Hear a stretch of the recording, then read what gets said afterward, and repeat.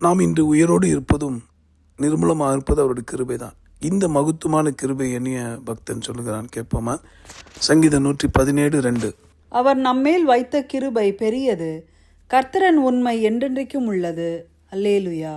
நம்மேல் வைத்த கிருபை, இதற்கு நாங்கள் எல்லளவும் பாத்திரவாங்கள் அல்ல என்பதை முதலாக புரிந்து கொள்ளுங்கள். இன்று நாம் உயிரோடு இருப்பது அவர் கிருபை.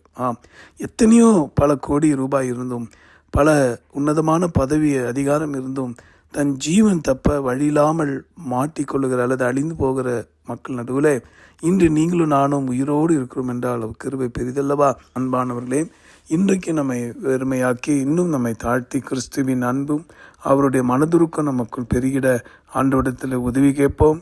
அவர் கிருபை இல்லாமல் வாழ முடியாது. எவ்வளவுதான் ஈசாக்கு விதைத்தாலும் கர்த்தர் அவனோடு இருந்தனால்தான் பலன் வந்தது. அதே போல் இன்றைக்கு உங்கள் வியாபாரத்தில் பலன், உங்கள் குடும்ப வாழ்க்கையில் பலன், உங்கள் எதிர்காலத்தை குறித்த காரியங்கள்லாம் நன்மையாக முடிய போகிறது.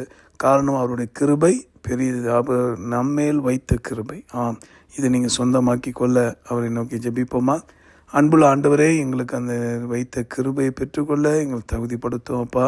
என்னோட சேர்ந்து ஜெபிக்கிற யாவரும் ரட்சிக்கப்படவும், உம்முடைய வார்த்தைப்படி உம்மோடு நடக்கவும், உம்முடைய ஆசீர்வாதத்தை பெற்றுக்கொள்ள உதவி செய்யும். இந்த உலக வாழ்க்கையின் நிலையற்றது என்பதை புரிந்து கொள்ள சக்தியை தந்து அந்த நித்திய நிலையான வாழ்க்கையை நாட அருள் தாரும்.